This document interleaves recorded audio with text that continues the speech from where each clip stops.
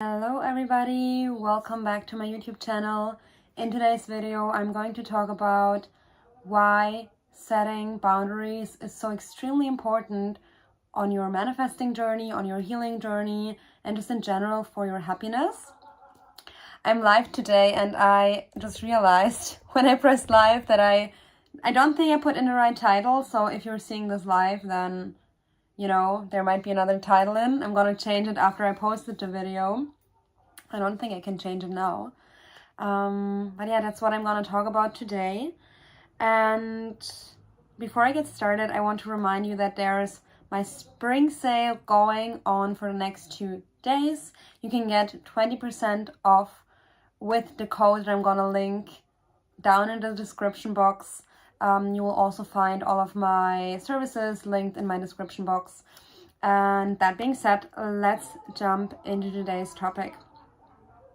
Sorry also for the background noises. I'm living in a part of Barcelona where it's quite loud, especially, in the evening. So don't let that distract you. This video is inspired by a situation that I had today. And I was feeling some turmoil within myself. I was feeling distracted and not good, and different energies were within me and different memories were within me. And I was contemplating on why am I feeling so off? Everything is actually all right. Why am I feeling so off? What is happening? And while I was contemplating on the root of what was going on within me, I realized that I gotta set some boundaries from within myself. So what I mean with that is that the boundaries that we're setting are not just something that we're doing externally. Yes, that's one manifestation of a boundary, but where it already starts, and that's also why boundaries are so important, is they are starting within yourself. So you can set boundaries with yourself, with people, with situations in your life already within yourself by choosing your thoughts. So in the way that you're choosing your thoughts, in the way that you're identifying yourself, you're already setting boundaries. That means, for example, let's say in the past you didn't set a boundary and now you have how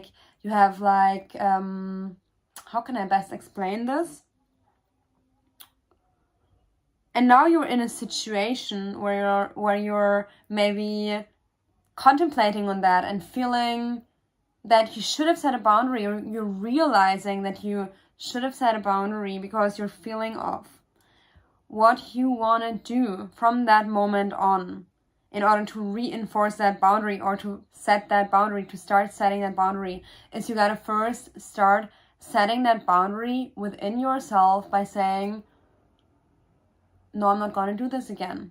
No, I'm not going to allow this energy and this type of thinking and this self-identification within myself again. Yeah, that is how you're actually changing your self-concept, is by setting boundaries from within yourself. So let's say your self-concept is, your desired self-concept is feeling like a goddess. And you're noticing that because of old patterns and because of old habits in your life, you're entertaining behaviors from yourself or others that do not reflect that self-concept. Then your self-concept, being a goddess or a god, a king or a queen, that's your goal. And in order to reach that goal, let's say that goal is here, you gotta make sure that you're walking in that direction. So as you're walking in that direction, your old habits might want to go this way or might want to go that way. So your own behavior might distract you, or even other people might distract you. No, they will invite you to do this or to engage in this behavior or this behavior. Your boundaries are important because they are let's say you want to walk this way, your boundaries are going to help you to stay within that lane so you can actually reach your goal and you're not going to be sidetracked. Does that make sense? Let me know in the comments. So these boundaries can be physical boundaries, but they can also be mental, emotional boundaries, as I said, and both are kind of like reinforcing each other. So when you're setting physical boundaries, let's say you're telling a person that you're not gonna meet up with them, or you're gonna only meet up with them in certain ways or at certain times, or to do certain things, like whatever.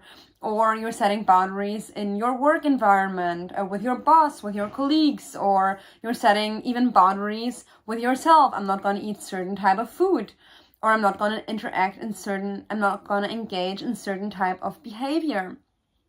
That's when you're setting the physical boundary, so to say, to walk in that direction towards your new self-concept. You can also start setting boundaries from within yourself by choosing different thoughts.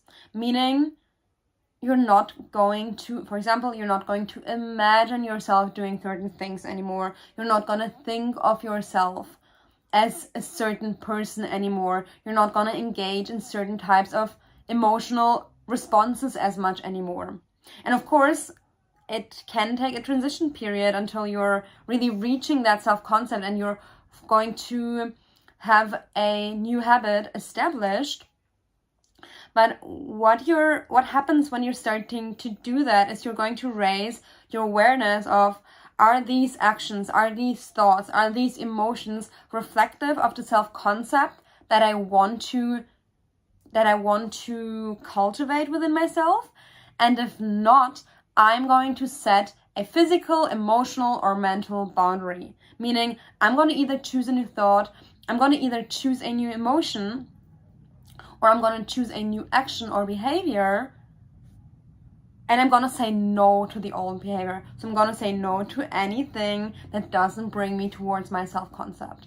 You don't need to be perfect with that. It's a lane, yeah. It's not like just a very thin line. It's a lane that you can walk. But you want to make sure to say no to anything that is too far away from the lane that brings you to your new self-concept.